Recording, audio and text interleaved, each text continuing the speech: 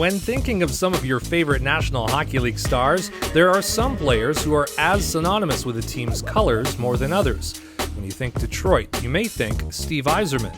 The Colorado Avalanche? Perhaps Joe Sakic. And the Boston Bruins? Could be Bobby Orr. Depending on how long you've been a hockey fan, different players will represent a different era that you connect with. But what about those instances of players who are so synonymous with one team, you forget they played elsewhere?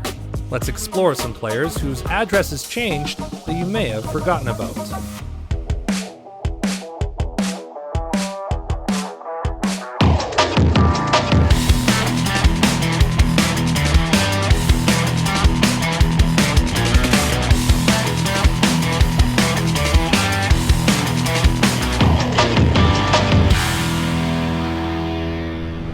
He's considered one of the greatest American-born players to ever suit up in the NHL. Drafted by the Minnesota North Stars first overall in 1988, Mike Modano was the face of hockey in Minnesota and continued to lead the Stars upon their move to Dallas for the 1993-94 season. After winning a Stanley Cup in 1999 and spending 2 decades with the Stars franchise, it seemed inevitable that Modano would retire, having spent his entire career with just one team. That wasn't the case, however, as Modano continued to chase one more Stanley Cup championship, and after he wasn't re-signed by the Stars, the former first overall pick signed a 1-year contract with the Detroit Red Wings. Seeing Modano in Hockeytown red and white was bizarre, to say the least. After 20 years with the Stars, it didn't feel right seeing him wear another team's jersey.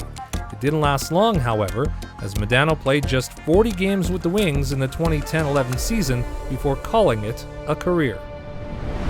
After winning 5 Stanley Cups with the Edmonton Oilers in the 1980s, including a post-Gretzky club in 1990, Mark Messier led the New York Rangers to their first Stanley Cup championship in 50 years, winning it all in 1994.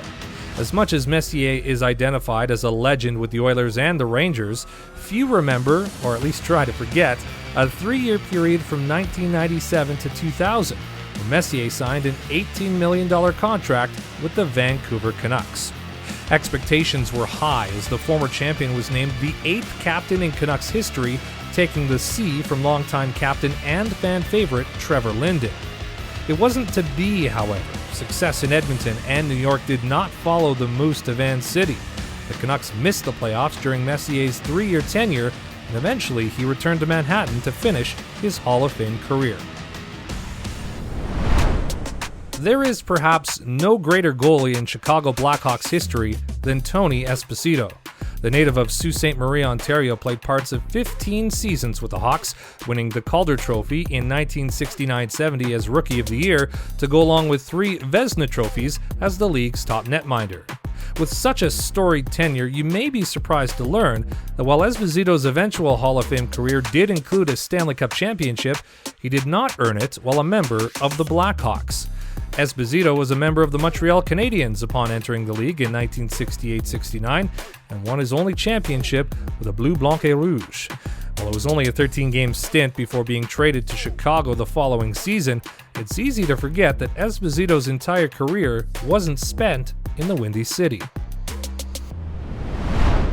When the Mighty Ducks of Anaheim were born through a Disney motion picture, their foray into the NHL was a bit of a rocky start, like most expansion teams. However, the Ducks quickly showcased their face of the franchise as Paul Kariya captained the club for 9 seasons and is often recalled as one of the first names you think of when you think of hockey in Orange County. After leading the club to the Stanley Cup Finals in 2003, Kariya left the Ducks, signing a 1-year, $1.2 million deal with the highly talented Colorado Avalanche, and one more attempt to chase a Stanley Cup title. Kariya left plenty of money on the table to hit the Mile High City, but still fell short, falling in the second round to the San Jose Sharks. After the worst offensive output of his NHL career with just 11 goals in 51 games, Kariya moved on from the Avs the following season. From there, he also made stops in Nashville and St. Louis before hanging them up. During the 1990s, the Toronto Maple Leafs employed a who's who of NHL talent: Doug Gilmour, Wendell Clark, Dave Andreychuk, Dave Ellett, and more. but they also boasted one of the most dynamic NHL goaltenders of the era. Felix Potvin solidified the twine for the Maple Leafs, playing parts of 7 seasons in the Big Smoke and holding it down as the Leafs' #1 netminder. It's where most remember the cat from his playing days, but that wasn't it for Potvin despite being so synonymously realized with the blue and the white. Before hanging him up, Felix played 33 games for the New York Islanders, 69 for the Vancouver Canucks, 3 seasons with the Los Angeles Kings, and finally, 28 appearances in Boston for the Bruins. There's plenty more examples of players who played in colors that you may have forgotten about, and we'll explore a few more next time. Think of any that didn't look right to you? Leave a comment below and we'll add them to the list. Thanks for watching, and keep your stick on the ice.